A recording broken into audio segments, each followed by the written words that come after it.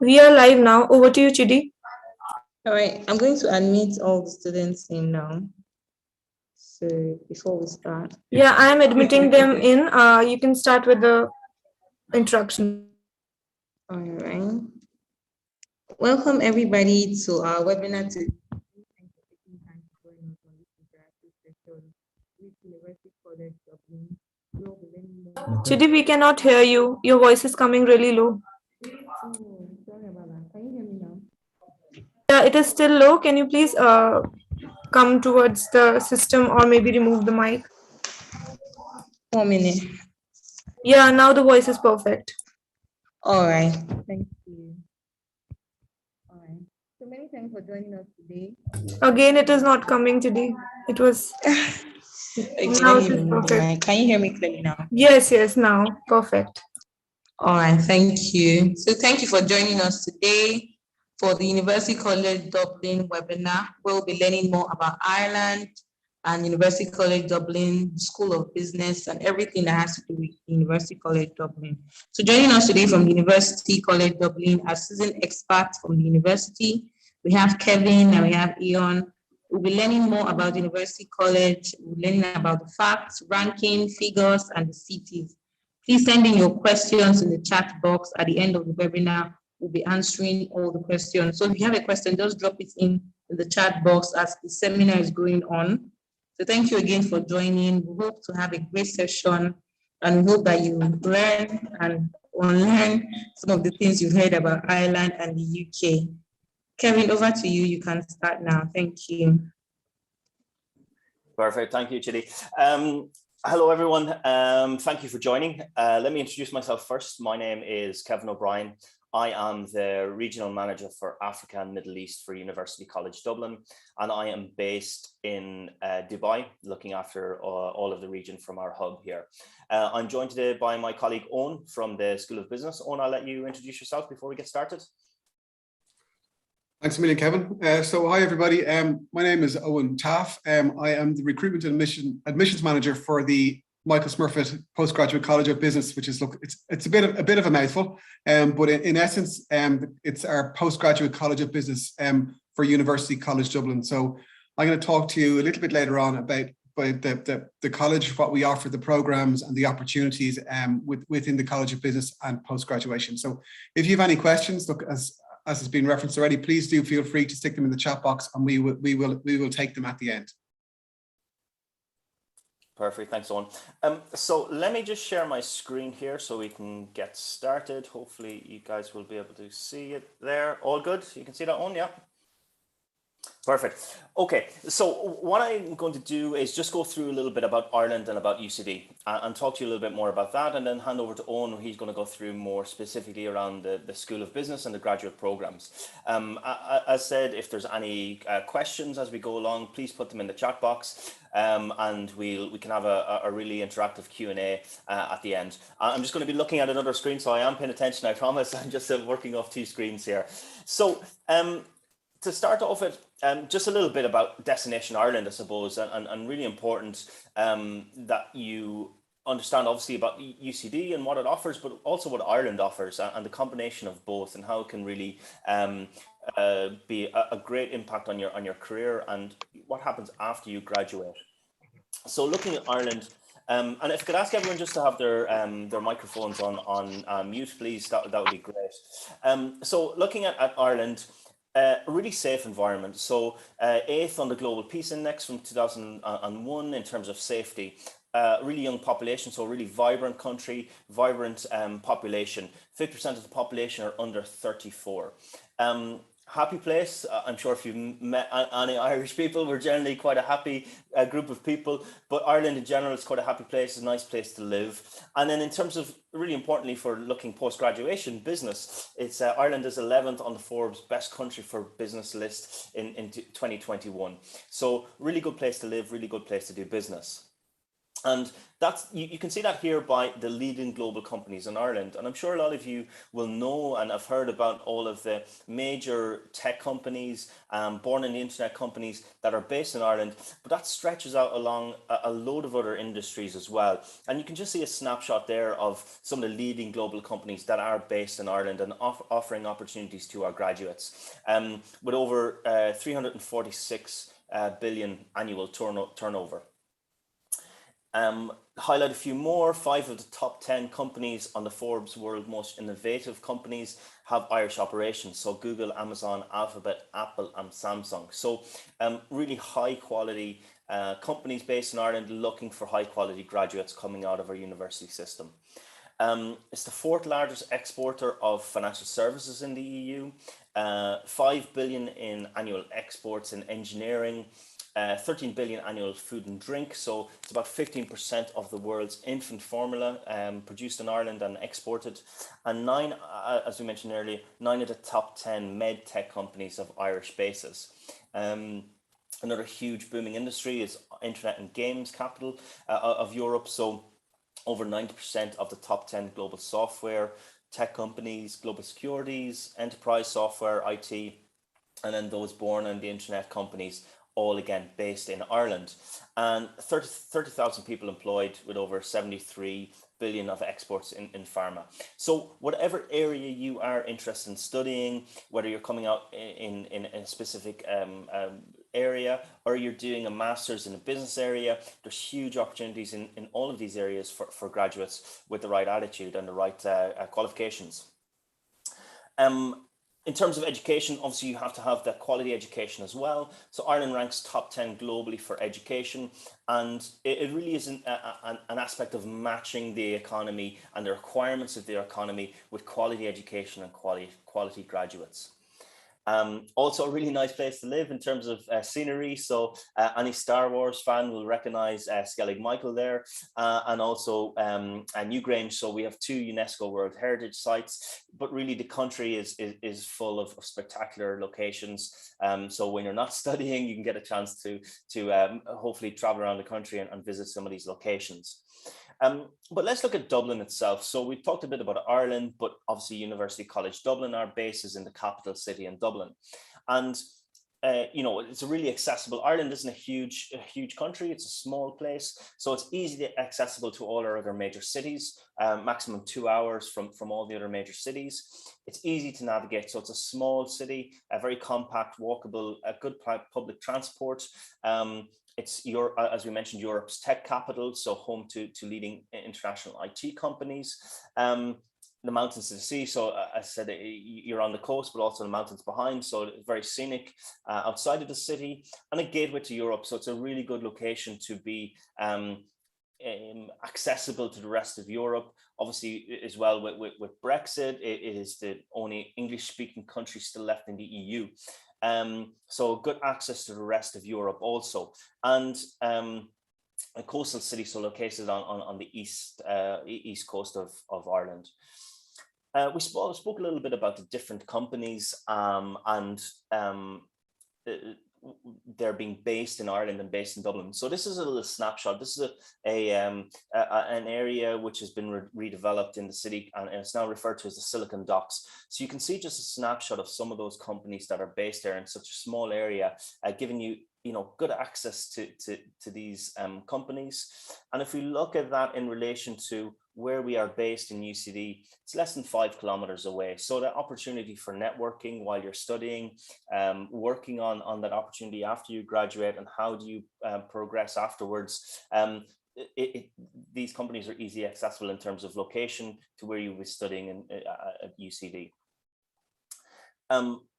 Also, UCD is Ireland's Ireland's largest number of international students. We've got a very kind of, I would say, global outlook. So we're very focused on international students, both coming here to study, but also a number of partners that are active across the world as well. So we have over 400 active partnerships in more than 89 countries worldwide. So it really is an international feel about the university. As I said, about 20% of our international student, or our students body, are international students. And then in terms of students and how we focus on students, so we are #1 in Ireland for students in terms of numbers. About 8,500 international students based in our campuses in Dublin, and an additional 5,000 students, international student overseas in some of our partner universities, and also maybe study abroad programs. About 9,000 plus graduate students, and then 34,000 students from 140 countries, making us Ireland's largest university, as I mentioned. And I've touched a little bit on the Ireland as a destination and the opportunities to work and after you study in Ireland. And just to highlight the third level graduate scheme that we do offer here in Ireland, for undergrad students, 1 year post-study. So after you graduate, a 1 year post-study visa. For postgrad and PhD students, you do have the option to stay in Ireland for 2 years on a post-study work visa after you graduate. So just to give you a little bit more information on that in terms of the opportunities to stay back after you study in Ireland and in Dublin. So with that, let me hand over to Owen, who will speak a bit more about the Michael Smurfit Graduate Business School. Great, Kevin, thanks a million for that. Very informative. So it was nice to see those figures up on the big screen, and it helps my narrative as well. So look, thank you very much. So hello everybody. Look, I suppose I've introduced myself. I'll do another quick introduction. I'm Owen Taff. I look after the postgraduate recruitment for the Michael Smurfit Graduate Business School in UCD. And so this afternoon, I'm going to talk to you about Smurfit, the programs we offer, and I suppose the opportunities post-graduation.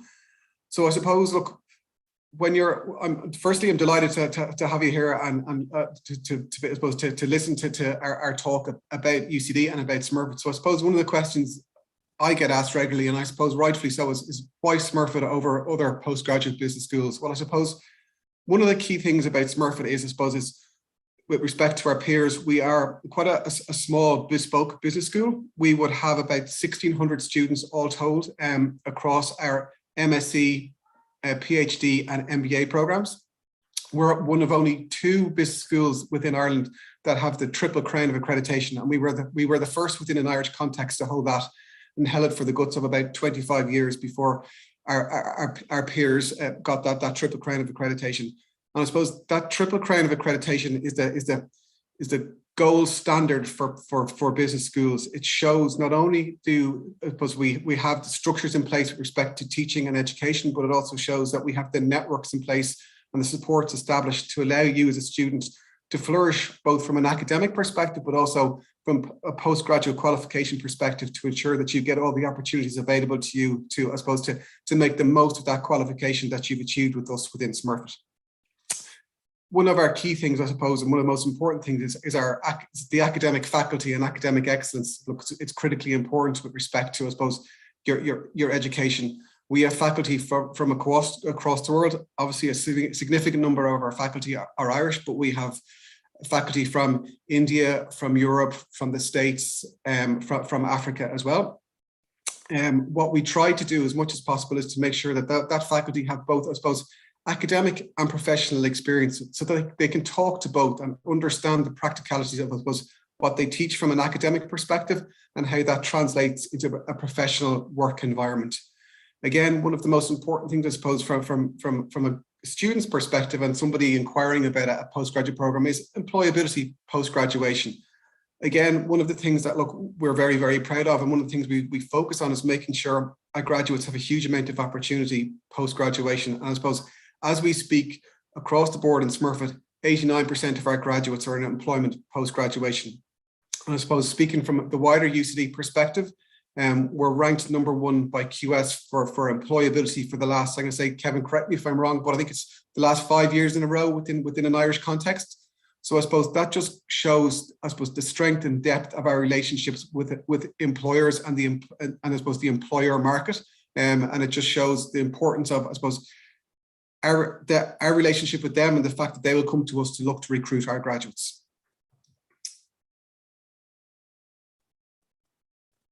Kevin, can you skip on? Sorry. Thank you. Sorry, apologies. Thanks. So I suppose I did reference it in the first slide, but I suppose some of the key things was to put it in black and white. Look, and it's important that it's in context. So you can see some of our rankings here. And I suppose one of the things that any business school is weighed up on or measured on is the strength of the rankings and positioning against peer schools and also peer programs. So within a European context, the Smurfit Graduate Business School is ranked 28th. So we're the 28th best business school within a European context. A lot of our programs are ranked in the top 100 worldwide. Our MBA program is one of the strongest within a European context, and it was the first MBA program within an Irish context as well. So I suppose we have over 50 years of expertise within that MBA environment, in addition to the strength, I suppose, across our range of master's programs. One of the key areas, I suppose, that the College of Business is very focused on is within the finance environment. We offer a range of finance programs. Our flagship Masters in Finance is ranked 42nd in the world with the Financial Times. And you can see there the QS rankings across a number of our programs. So I suppose it's one of the key things for us is making sure that our programs are competitive and cutting edge and adapt according to the needs of, I suppose, employers and as the market develops, to make sure that what you're learning and what you can put into practice in the real world is relevant and adds value to you from an academic and a professional perspective. So from an MSc perspective, we have, I'm going to say, a range of 20 plus different MSc programs. So we have quite a wide suite of master's programs. And as I referenced there in the previous slide, we have, I'm going to say, a suite of finance programs. We have a suite of marketing programs. We have a suite of programs that are within the management area. We have a suite of programs within the MIS area. One of our flagship programs would focus on business analytics, which will be a very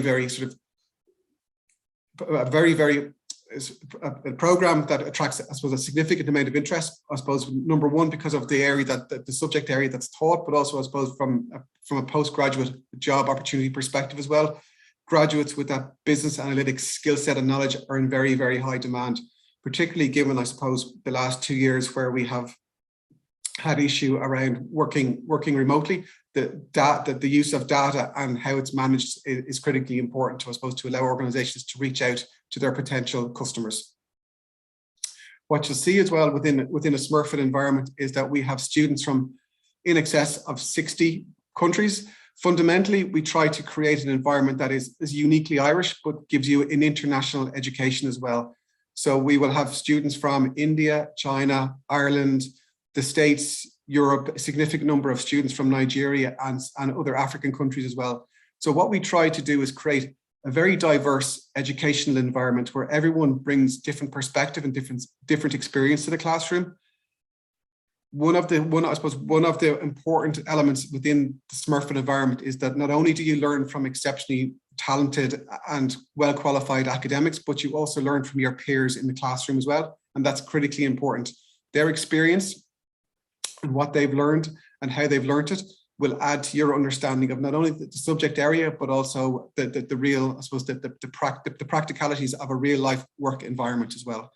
We also try as much as possible to have relatively small class sizes in comparison to some of our peers. The benefit of that is that you will get to know your academics very, very well, and they will get to know you. You'll also have, I suppose, the access and ability to know and be familiar with all of your class peers as well. So it gives you a chance not only to learn from an academic perspective, but to build networks and relationships that will stand to you throughout your qualification, your degree, and also your career post-graduation.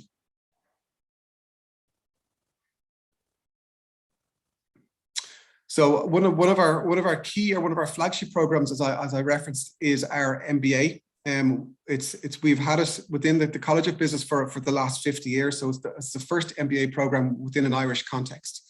So what that program offers, I suppose, is something quite different and quite unique in comparison to our broad suite of MSc programs. Generally speaking, we look for candidates that would have a minimum of 3 years of relevant managerial work experience, that would bring something different to the program, that will bring, I suppose, a desire and an urge to take that next significant step within their career to move from middle management to senior management. The MBA program, I suppose, presents that opportunity and gives you the skill sets and the tools to allow you to take that significant next step in your career. What the program does is, I suppose, it gives a very in-depth and detailed analysis of, I suppose, key fundamental areas within the business environment. It isn't a specialized MBA. It is, I suppose, it's what we call a traditional MBA program, and you cover off, I suppose, the key fundamental areas within that Masters of Business Administration, but you do so to a very, very detailed and in-depth research. You will undertake a number of study tours as well. The current students this year, they are about to embark on a study tour to Dubai, where they will work on consultancy programs with a number of small organizations, and they will look at the challenges for those companies, what they do, how they need to do it, and they will use their MBA expertise to work with those companies to recommend steps that will allow that organization maybe to grow, to bring new product to market, maybe to address challenges that organization may be having around a current product, or how to grow and develop and increase their global reach. So I suppose what it does do is it gives you that skill set and that knowledge, so to take that next career step, to move up that ladder, to put you into a senior management position within an organization, or into a different organization, depending on the path that you choose.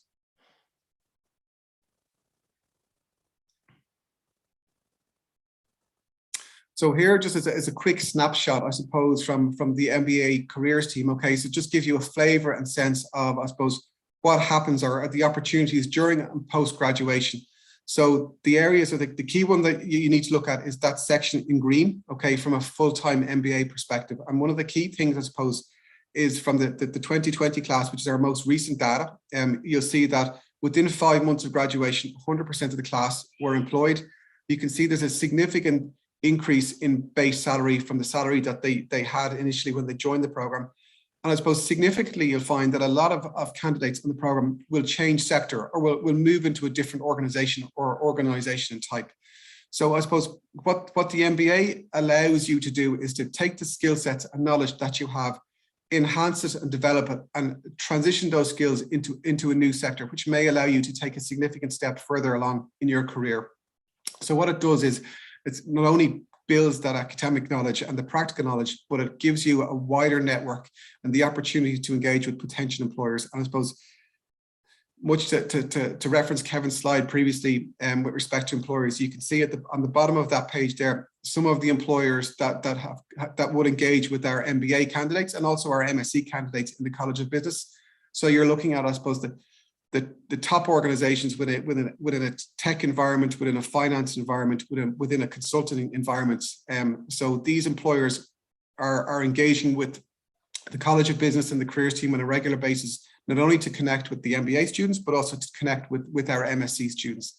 And I suppose just to add on that, within the MSc environment, we will run a number of careers fairs specifically for our postgraduate students, where these employers and others will come to campus and engage with you as a student, and it's your opportunity to talk to those employers, to see what they offer, to see what they do, to see what career roles and opportunities that are available to you within their organizations. So I suppose one of the key things within the College of Business is we would offer a range of scholarships to our students, both across MSc and MBA. So at the end of the presentation, I have a number of links that we will share with you after the event, and that will bring you to the scholarship page. But I suppose, in short, we offer a range of scholarships. They will range from anything from 5% up to a potential 100% of the tuition fee. What I will say is, look, I suppose, like all scholarships, they're limited in nature, and they're also competitive. So we would receive a very, very high volume of applications for a limited number of scholarships. But I suppose I'll always say the important thing is to make sure that you apply for the relevant scholarships, because once you've applied, you will be considered. So that's the important thing. So it's making sure that if you have an interest and you've applied to a particular program, is to make sure that if a scholarship requires an application, you make that application, because once you've applied, we will consider you for that relevant scholarship. So one of the key things, again, I suppose that's vitally important from a postgraduate business school perspective is that the networks that our opportunities that we would offer. Kevin, I think just the slides just changed. Thanks. Yeah, sorry, no worries. So one of the key things, I suppose, and one of the most important things is around our alumni network. And I suppose that alumni network has been, I suppose, in operation for the guts of 50 years. So we have graduates working in every organization, practically in every country, practically at every level within organizations. So that network is there for you as a current and graduate to use to, I suppose, to enhance your opportunities and to leverage the knowledge that those individuals have. We have a significant number of Nigerian graduates who have gone on to work within the big four within an Irish context. All have done exceptionally well, and I know from experience that they're very, very keen to encourage any students that are coming across from Nigeria to make that choice and to make that decision, and will support and guide you along that journey. So I suppose it's important that you're aware of that network and to know that it's there to work for you and to give you, I suppose, the support and help that you need on your journey, not only as a student, but also as a graduate once you move into employment. So very briefly here, just suppose it's a quick section on how to apply. So again, we will share these slides post the presentation, but what you need to do is if you go to the link that's noted there, look at the programs, look at what you're interested in, understand the criteria, understand, I suppose, the relevance of the program to you and why you're doing it. What you need to do then is to make an application online. So all the applications that we consider are submitted online. And then once you've provided us with the supporting documentation, we endeavour to review and get back to you as quickly as possible. Generally speaking, we try to turn them around within a 3 to 4 week window, but we endeavour to do it as quickly as we possibly can. Applications have been open since October, and some of our, I suppose, our high demand programs are beginning to tip capacity. So if you're looking and you're unsure about a program and you want to make an application, feel free to reach out to me and we can have a conversation. Again, my details will be at the end of this presentation, but I'm happy to have a chat and to guide you as much as humanly possible to make sure that you make the right choice and decision.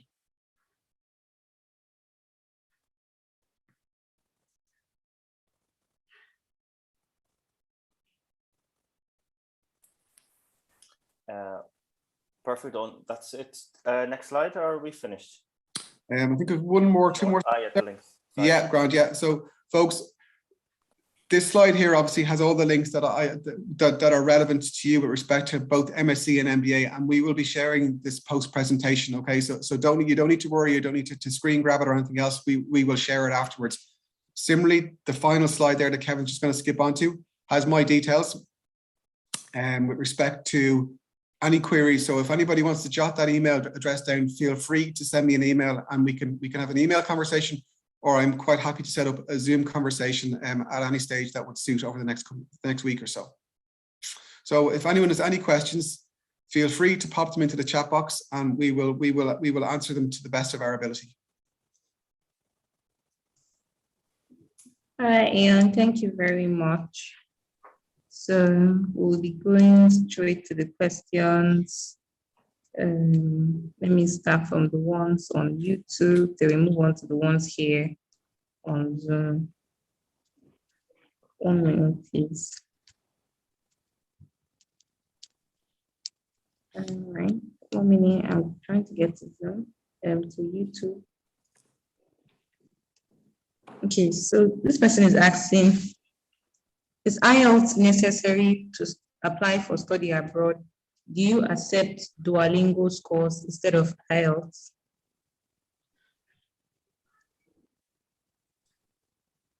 Hello, can you hear me? Yeah, so Kevin, I think that I might refer that one to you with respect to study abroad, if that's okay. Sorry, yeah. So we do, yeah. We now previously we were temporarily accepting Duolingo during the COVID-19 pandemic, but now we've moved to accepting that for all applications. So yes, we do for majority of courses. Now, in terms of I know this question has mentioned study abroad, but in general terms, I would say for applications, let's say to all of our programs, generally across the university, it will be a set standard of around 6.5 in the IELTS, but specific programs will have additional requirements. So just be careful to check the requirements for each program. There will be differing programs that may need a higher level of English language. So it's always good to check, or as Owen said, reach out to him directly if it's in relation to the School of Business. Or I will also share my email address as well, where you can reach out to me in terms of any other programs that you might be interested in. And just from a College of Business perspective, with respect in relation to the English language requirements, and as Kevin pointed out, yeah, there's across the board, generally speaking, it's an IELTS of 6.5, but within the College of Business, we look for a higher standard. So we would, with Duolingo, we would look for a minimum score of 120 with no section lower than 100. IELTS would be an overall score of 7 with no band lower than a 6. There are obviously PT and TOEFL we accept as well, and they have their specific requirements, but they will again tend to be a little bit higher than the normal for the wider university. All right, thank you very much. All right, this is another question that relates with this. So for Nigerian students, we have WAEC. So in place of IELTS, can we use WAEC as English proficiency? Go on ahead, Owen. Right. Okay. So from a College of Business perspective, the answer is no. Okay. We would require you to submit an IELTS, TOEFL, PTE, Duolingo, or one of the approved tests that we would have on our website. So we unfortunately we won't accept that as an English language test. And I'll just address that in terms of Chidi, in terms of the other schools. So looking at, let's say, a School of Engineering, School of Science, School of Health Sciences, all of the other schools that we do have, they would in most cases accept that in lieu of doing an English language test like an IELTS. So we would accept it for most programs. And as I said earlier, there will be some programs, like for example, there are a couple of education that would require higher standard of English language that may require an IELTS or a TOEFL or a Duolingo. Okay. All right, thank you very much. So this person is asking, what is the deadline for September 2022 application? That's a tough question. Well, it's the way from a College of Business perspective, and I'm going to say from a wider university perspective, we accept applications on a rolling basis. So there's no cutoff as such. The way I would guide you to think is to look at the start of term. So the start of term, I'm going to say, is early September. So working back from there, you've got to figure in or factor in applying for your visa, the timelines to get the visa, et cetera, et cetera. So it's, instead of working forward, I'd be working backwards. So generally speaking, I would recommend, particularly from a College of Business perspective, to have and to hold your offer by, at the latest, the end of June or early July, just to give yourself enough time and flexibility with respect, particularly to the visa, because I know from experience that can be probably one element or one area that presents challenges to students through no fault of their own. It's just that there can be delays with it, and it's just a case of giving yourself that bit of scope and time to factor that delay in. All right. Thank you very much. So this person is asking, do you accept students with study gap, 5 years, 10 years? Sorry, can you just repeat that question for me again? Sorry. All right. Do you accept students with study gap of 5 years or more? Probably this person finished BSc 5 years before. Oh yeah. And if you can still apply. Okay, yeah, so absolutely. Look, from a College of Business perspective, look, generally we will see candidates present who they will have done their degree or degree and postgraduate degree qualification. They may have gone on and gone to work. They could have 3, 4, 5, 10 years of work experience, and I suppose that's the study gap. But no, we absolutely consider candidates that have study gaps. We don't expect someone to go straight from undergrad to postgrad. In some cases, students do, absolutely, but in a lot of cases, you will see, particularly from an international student perspective, candidates will have gone on to do some additional work after they graduate. All right. Thank you. Kevin, do you want to add something to that? No, I think Owen has kind of covered everything there. Yeah, that's pretty much it on that. All right, thank you. So the next question, do you offer assistance in terms of job placement after graduation? If yes, to what extent? Yeah, okay. So look, that's a very fair question, and one look that I would tend to get obviously quite frequently. So when you're a student within Smurfit, okay, in the postgraduate business school, we have a dedicated careers team that looks after our postgraduate students, both MSc and MBA.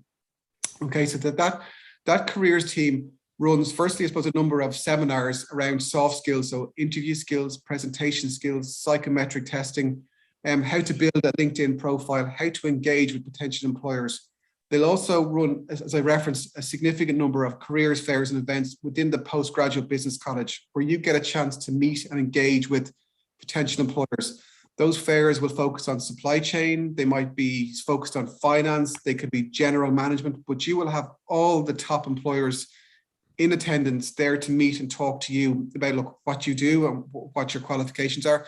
I always say it also gives you a chance to, I suppose, to, in a sense, interview the employer to see what the organization does, if it's a fit for you, if it's what you want to do from a career perspective, if it's an organization that you're looking to work for to grow and build your career.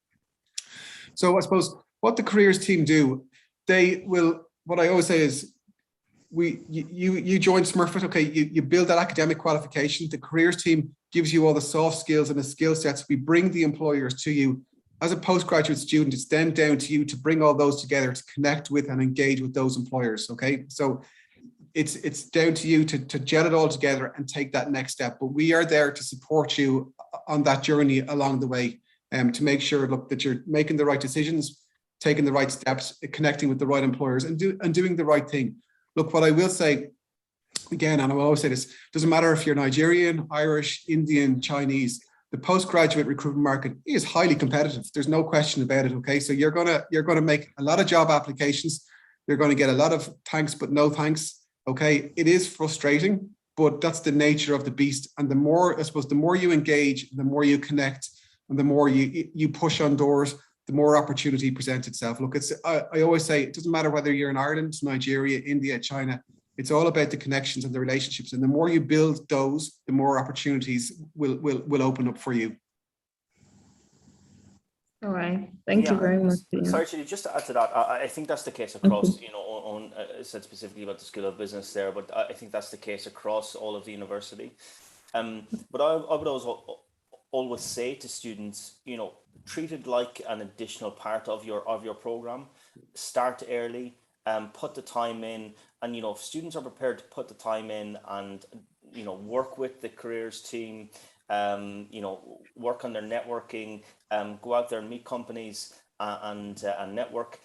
You know, they will find they have opportunities, but you know, you do really have to start early, not just see it as an add-on that you will look at a month before you graduate. It's a process that takes a bit of time that you need to start on, and as I said, treat it as part of your program. You know, treat it as you would any other part of the program in terms of, you know, setting goals and trying to get started early on it. That's my advice to students as well.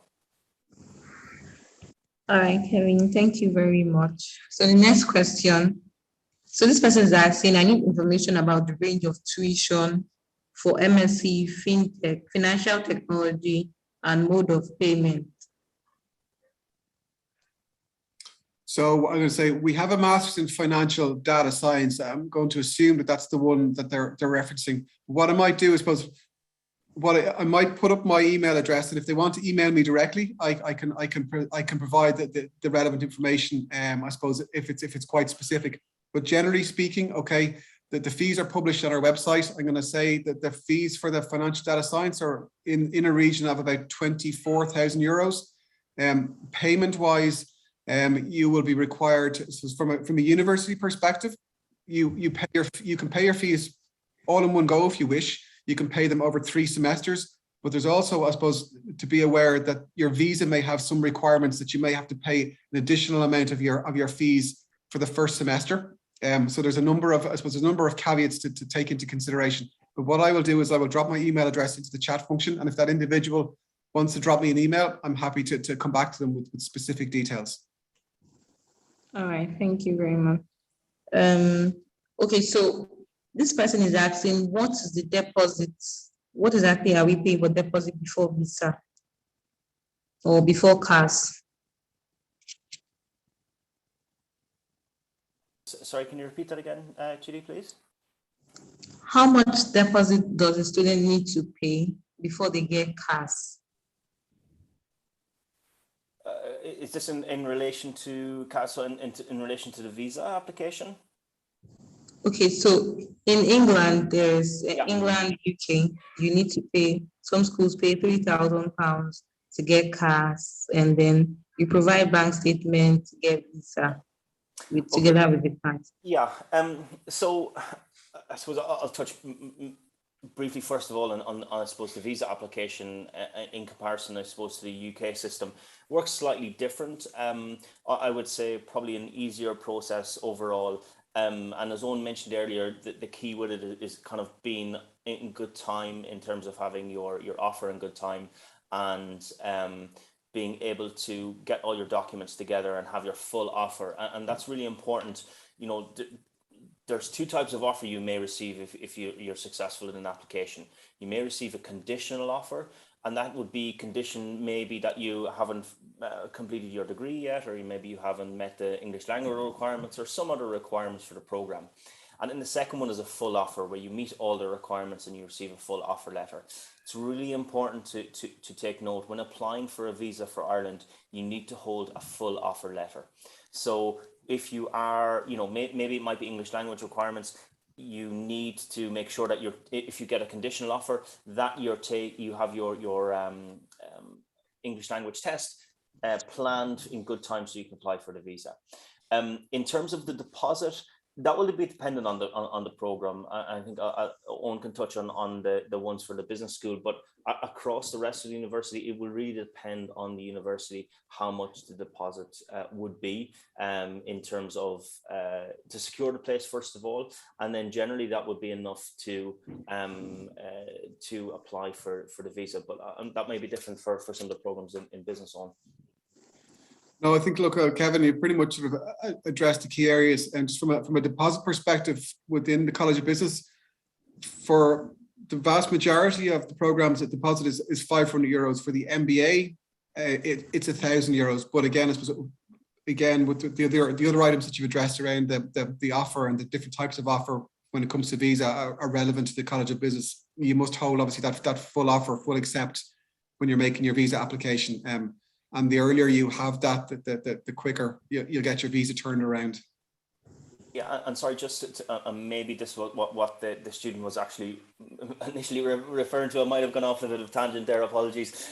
But in terms of applying for the visa and showing a minimum amount paid to the university. So as I said, some courses will have differing amounts in terms of the deposit, but when you're applying for a visa, you need to show a minimum of €6,000 has been paid in university fees to the university. So you need to show proof of that payment before you apply for your visa application as well. All right. All right, thank you very much. Next question. So this person is asking, what are the major criteria for your undergraduate and postgraduate program? If I'm going to assume that that's focused specifically on business. So I suppose it's quite a wide question. It will depend on the program that you're applying for, and then the specific criteria that would be set out, or eligibility criteria that would be set out for the particular masters. It will depend. I suppose, as an example, at a postgraduate level, if someone's looking or considering finance, we would look to see that they would have a strong background. So that may be evidenced in a science degree or an engineering degree, or a business degree that would have a high level of quantitative modules taken. If you're looking at management, it could be a broad-based program or undergraduate degree. So I suppose eligibility criteria and what we look for, I would guide to look at specific programs on the website, and that will give you more detail on the requirements of each of the particular programs.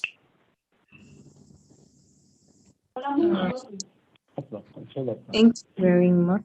Trying to see where the interference is coming from. Okay.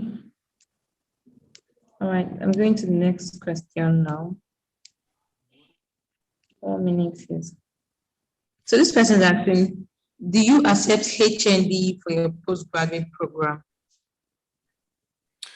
I suppose I'd be very straight and honest and say no, we don't. Okay, we would need a primary degree at the minimum.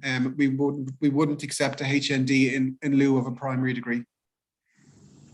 Okay, so I'm going to ask one question that has students ask. So some Nigerian students go to Cotonou, Benin Republic, to have a degree, and when they come back, so I'd want to know, does UCD take BSc degrees from Benin Republic, Cotonou? I suppose I'm gonna say we would look at each one in context. I'm not going to say yes or no. What we would need to do is review the application and look at the degree, look what's studied, etc. So I suppose we look at each one individually, and we would make an assessment and a decision based on what was submitted. All right, thank you. So this is another question. Hello, team. I would like to know if the university offers a PhD in accounting and if there is any studentship or scholarship opportunities available for international students. Yeah, so look, I suppose from a PhD perspective, the process for application and consideration for PhDs is quite different from that of a taught master's or MBA. So there are PhD opportunities, but I suppose how you interact and how you access them is quite different. So what I would always guide is that if you're considering a PhD, irrespective of the area, is to look at, okay, in the case of business, the College of Business website, look at the academics and identify those academics that are teaching or have expertise in your particular subject area. Look to see that your research and the research that you've undertaken to date aligns with what they are doing. And then I suppose the next step is to engage with them and to see what opportunities they may have from a PhD perspective.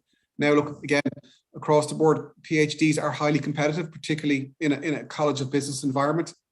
So it's making sure that I suppose if you do or you are considering making an application or engaging, it's to connect with the right academic, making sure I suppose you differentiate yourself from the crowd, and that's the difficult part and the challenging part. But it's to make sure I suppose one way of doing it is I suppose is providing evidence of your publications, your research areas of what you've done and how focused you are on I suppose going down that PhD route. And moving into the academia environment. So look, first step is to identify and look for I suppose relevant professors in that area that you have an area of interest and following on from there. All right, thank you very much. So there are other questions here. I hope we still have time to do this. So I have a degree in computer science and I want to do social work for my master's. Is it possible? And what are the requirements? So yeah, we do have a master's in social care, I think. Let me just, yes. So not a usual background, I would say, for students applying for that area, but there is students who are applying for that from a wide range of backgrounds. So I wouldn't say it's not impossible. It would be probably one that would need to be looked at by the school a bit more closely, possibly an interview as part of the process. In terms of the entry requirements for that program, it's not subject specific, let's say. So someone with a 2-1 or an upper class bachelor's degree in any field would be eligible to apply. I think it would be possible, but what I'll do is I will put in my email address in the chat box as well. and if that student would like to reach out to me directly with a bit more background information on their background in terms of education and work experience, then we maybe can have a look a bit closer at it and advise a bit more clearly on it, I suppose. So probably best for those individual cases, if that's a person would like to reach out to me, I just pop my contact details in the chat box there. They can pop me an email. All right, thank you very much. Okay, so this is another question from YouTube. Okay, so you said £6,000 for visa to be eligible for a visa. So are you saying that there's no need for bank statement as in the UK, England, and London? So there would need to, so 6,000, so you need to show evidence of tuition fees paid of €6,000. Now, you do also need to, at time of application, you need to show that you have enough money to support yourself while in Ireland. So you do need to show bank account statements for up to 6 months previously with evidence of access to, I think it's €7,000. So you can either show bank statements of your own. You can show maybe any sponsorship or any sponsorship letter. If your family members are maybe are helping you fund your studies, they would need to submit their bank statements as well. And also you need to show proof of your relationship to them. So in addition to initially the process of applying, you need to show a minimum of 6,000 has been paid towards your tuition fee, and then you need to show that you can show proof of your living costs in Ireland for your duration stay, which is set by the Irish government at €7,000 as well. All right. So does this person need to show also the balance of the tuition together with the €7,000? Yeah, because the proof of the 6,000 is only for tuition. So you need to prove as part of the visa process as well that you can fund your living in Ireland as well. So that's why they require an additional to show that €7,000 that you have access to those funds to cover your costs of living in Ireland. Okay. All right. So this person is asking, do you accept second class lower BSc? Owen, if you want to take that for business, and I can refer to the rest of the Grant. Okay, so from a business perspective, again, I could be very honest and say it's unlikely that we will consider a 2-2 with respect for an offer on any of our programs. Generally, we would look to see candidates present with relatively high 2-1s or first class honors for consideration. Anything at 2-2 level tends not to be considered. And then I suppose the college as a whole, let's say some of the other schools that would not be business, it really depends on the area of study. In some cases, it may be possible if there's strong work experience or if it's from a really technical background. And what we would do is just maybe refer a bit closely to what was covered in the degree, and maybe in some cases there's an interview done as part of that application process. In general, a minimum of 2-1 is a requirement. In some small cases, we can refer a 2-2 and look a bit more closely into it. If there's other, let's say, circumstances in the background or anything else outside of the academics that might add to the student's profile in terms of getting entry into the program. All right. I think that's all the questions we have here now. Okay, one more question. Sorry, 1 minute. I think you've answered this question. I have 2-2 in accounting. Can I apply? So I think it's just what you just answered. Same 2-2. Okay. So this is another question. I think this person didn't put this question with. Do you accept national diploma? So do you take national diploma for undergraduate year 1? Does it have to be through UCAS or they apply directly to the school?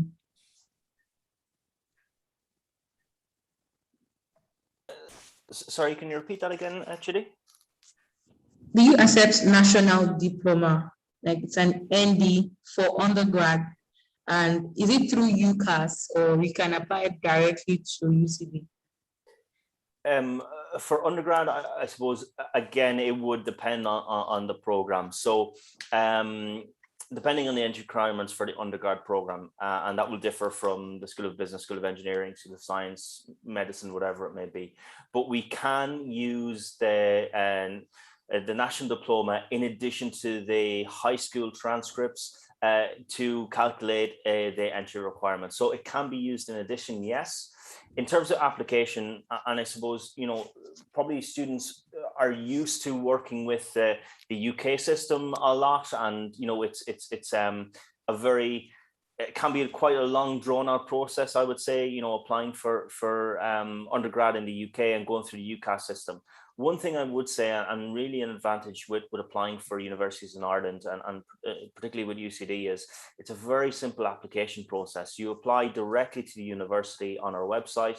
The application process, it is all in one place. You upload all of your documents there, and we assess them directly from here. So it's a much simpler process with applying for Irish universities and for UCD. And as well, if a student is interested in applying for more than one undergrad program, they can. So you can apply for as many undergrad programs in the UCD suite of programs as you wish, and it's not limited. So, you know, these are some of the advantages of applying to Ireland in terms of the application process for undergrad. A lot simpler than the UK, a lot more straightforward, and done all directly to the university. And you're not limited to the amount of programs you can apply for like you would be in the UCAS system. All right, thank you, Kevin. That's all we have now. Thank you. Okay, there's this last one, but something you've answered before. Can you please state English test you accept? You already said IELTS, Duolingo, PT, and TOEFL. So I think you've answered that question before. Yeah, look, what I can do is very quickly, I can drop up a link. Give me 1 second, and I will drop a link up.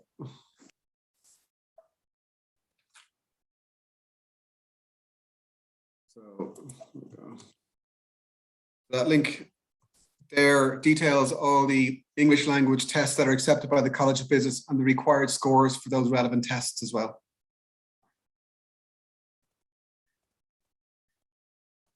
All right, thank you very much. That's really helpful. Okay, so we've come to the end of the session today. Thank you very much, Kevin. Thank you, Ion. Thank you, Deepika. Thank you, everybody, for joining. So we hope to send in more applications for September 2022, and we hope to see students going to Ireland to study. Perfect, Judy. Thank you so much for hosting us, and thank you everyone for joining. And I hope you found it informative. And I think, as myself and Ona said, if you have any questions, reach out to us, or even Chidi, your team, if they would like to reach out to you, and maybe you can be in contact with us. We're happy to help with any questions that you would have. All right, thank you. Hi, Deepika, do you have anything to say?